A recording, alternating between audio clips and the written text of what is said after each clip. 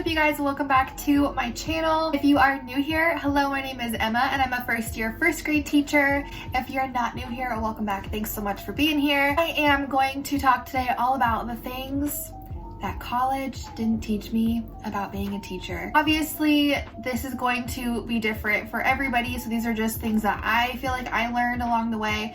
And also, I'm obviously not completely done with my first year yet. I'm still in the process, so I'm still learning, but I've already had to learn very quickly a lot of these things, so I thought I would share them with you. Before we get started, if you're new here, please make sure you hit that subscribe button and stick around for my future videos.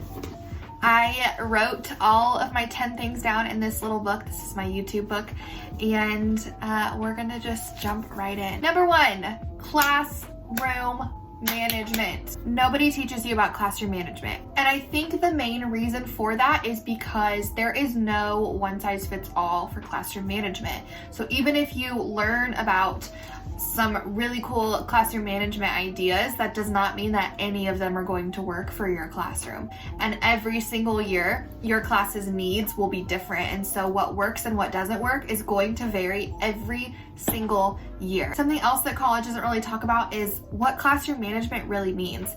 Because I was under the interpretation that classroom management was controlling bad, crazy outbursts in behaviors. It really is being able to manage a classroom, not just manage crazy behaviors, but being able to train, if you will, little kids to follow procedures and expectations and be independent and all of those kind of things that you set up and put into place to help your students be successful and to help your classroom to run smoothly. That is classroom management, and they didn't really tell me that, but that's a very overwhelming part of teaching, is not knowing how in the world do I manage a classroom. But you'll learn.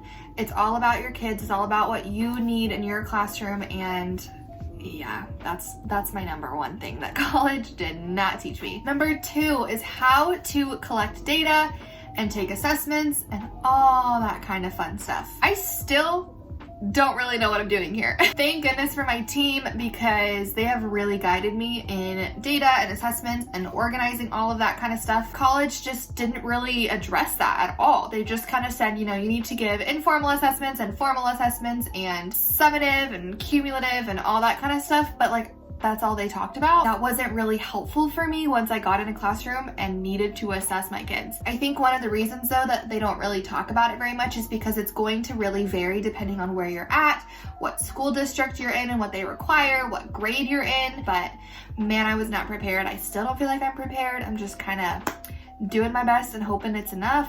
But yeah, that's my next one. Number 3 is how to lesson plan. This is like one of my top things that college did not teach me at all. Because they give you such unrealistic expectations and guidelines to follow for lesson planning in college, and real life teaching is nothing like that. Again, this is just gonna vary on where you're at, what your district requires. In college, you have to turn in such in-depth lesson plans, and you have to match the standards, and you have to pull out different kinds of assessments throughout the whole lesson, and how does it fit within the unit, and how does it, you know, measure growth and all that kind of stuff. Now, do you still need to have all those things in mind? Yes, but do you need to write 5 pages worth for one math lesson? I don't, at least. Maybe your district requires that, and if your district requires that, I'm so sorry. It is not some crazy, overwhelming, terrifying thing. Lesson planning can be really simple. But college does not tell you that. Number 4, college does not prepare me for evaluations and observations from admin. Yes, I had observations in college from professors and mentors and all that kind of stuff, but it was so different. I was so nervous when I got evaluated for the first time, but it's not that bad. They hired you for a reason, and it's not like they're in there for 3 hours. It's not like they're gonna sit you down and nitpick every little thing like they do in college. They're just gonna say, here's what you did really well, maybe next time try this as well, and that's about it. It's really not that bad, and it's not what it was like in college. Number 5, nobody taught me how to communicate and deal with parents. Here's the deal. Parents terrified me in the beginning of the year. When I had to have my first Zoom, like meet the teacher event, I was so terrified. and it was fine. Like, it was fine. For the most part, parents are going to support you. You just have to kind of keep in mind that you are educating their baby, like their own little human being that they love more than anything. You're teaching and educating them. And so, of course, they're gonna wanna know what you're doing. Of course, sometimes they might have concerns because that human is like their whole world. I guess I thought in the beginning that I needed to know every answer to every question when a parent asked, and I needed to look like I had my stuff together all the time. That's not what they want. I have just learned that it is so much more important just to communicate with them and talk with them. It's, you know, a really huge responsibility to be educating their kid, and all they want to know is my kid doing okay? If not, what do we need to do to be better? Obviously, there's always an exception to this rule. There's always going to be parents that aren't supportive or that question every single thing you do. Don't feel like you're not allowed to make mistakes. Don't feel like you're not allowed to be a human. I think this year, because I've had to be in such constant communication with my parents, it kind of ripped off the band-aid, and I'm not really allowed to be afraid because I have to communicate with my parents so frequently. It's not that bad, but college did not prepare me for any of that. Number 6 is kind of on the same page, and it is about parent-teacher conferences, because college did not tell me how to do a parent-teacher conference. I thought that it had to be this big presentation, and I had to make like slides, and I had to come up with all this data, and I had to have all the answers.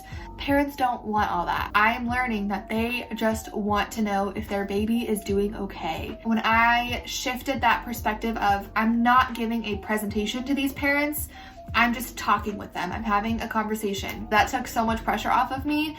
But in college, I feel like they kind of created this false reality that I needed to bear this huge weight at parent-teacher conferences. Like I needed to do this huge presentation thing.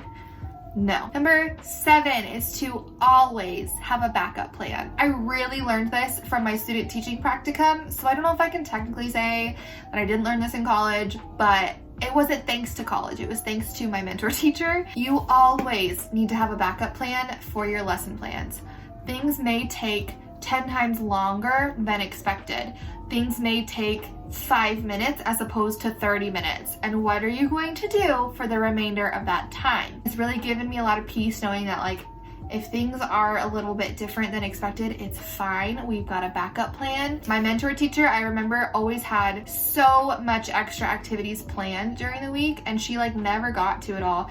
And it stressed me out at first because I was like, why would you put this huge list of things that you need to accomplish and you're not going to get them done? And I'm the kind of person that really likes to cross things off my list. And so if we get to the end of the week and there's like 4 activities we never even touched, it stressed me out. She's just being prepared if there's time. If there's not time, okay, then we don't have to do it. It's not that big of a deal. It wasn't like core curriculum. It was just extra. Now I do it. So also recommend having something like an early finisher. So like if half of my kids finish, but half of mine really need the rest of the period, like the rest of that 15-20 minutes to finish up, those half that are done can go do an early finisher activity, and I can focus on the kids who need more instruction and more help getting it finished, if that makes sense. Again, college did not teach me that. Student teaching did. So, number 8, your teacher brain doesn't turn off. I really try to turn my teacher brain off, but the truth is it never turns off. That doesn't mean that I stay up until midnight lesson planning, and that doesn't mean that I work from home all the time, because I don't. But what that means is I will dream about school, or as I'm trying to fall asleep at night, I will think about my lesson plans for the next day. Or one thing that you do as a teacher is you try to like connect everything and relate it somehow back to what we're learning about. For example, lately we've been learning about vowel teams like E-A, O-A, A-I, A-Y, all that kind of stuff, okay? I always am trying to find ways to show them real life examples. So if we're reading, a page and we find a vowel team, I'll go, oh my goodness, I spot a vowel team. Can you find the vowel team? What would that vowel team say? Now let's read the word now that we know what that vowel team says. Okay, so I always am relating it. I found myself doing this in my everyday life constantly. Like I will be driving down the street and I will see a billboard that says tree. And my first thought is I pull out all the phonics things that I could do with the word tree. So I see TR is a blend, and TR is that tricky blend that sounds like ch, but really it's TR. And I also see a vowel team, EE. What does EE say? It says E. Like, that is what goes on in my head all the time. That's just my teacher brain. It does not shut off. I'm always thinking about school, or thinking about my kids, or thinking about the curriculum we're learning about. I don't know. It never stops. It never shuts off. Number 9 is how to set your boundaries. I don't know why college doesn't talk about this, because this is so important. It's important to try to stick to your contract time. It's important to try to separate home and work. It's important to set your boundaries. And they didn't. I had to learn that one on my own. And also I learned it from teacher Instagram and from other first-year teachers who were very burnt out from not setting those boundaries. So I'm grateful that I learned it very quickly, but it was no thanks to college. And lastly, number 10, you will not feel like you know what you're doing. You will always feel like there is more that you should be doing. I thought, you know what? I am stressed out and I am tired, but I see other people who are more stressed out and more tired, which tells me that there's something I'm missing. There's something I'm not doing right if I'm not as tired as them. Do you hear how crazy that sounds? That's literally how I feel 100% of the time.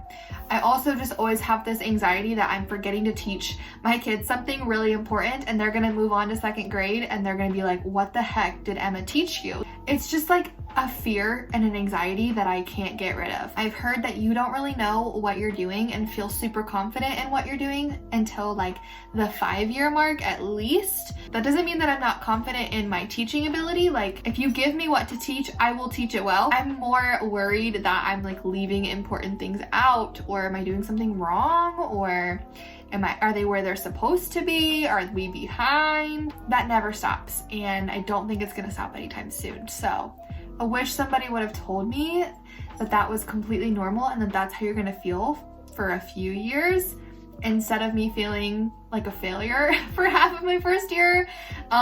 It's normal. So those are my 10 things that college did not teach me about being a teacher. If you're a teacher, make sure that you leave your response of what college did not teach you about being a teacher. Make sure you leave me a comment. I would love to read what you wish you had been more prepared for. Maybe if you're going to be a teacher soon, you can read the comments and get some more advice. Thank you so much for watching today's video. If you enjoyed it, make sure that you give it a big thumbs up so that more people can see it.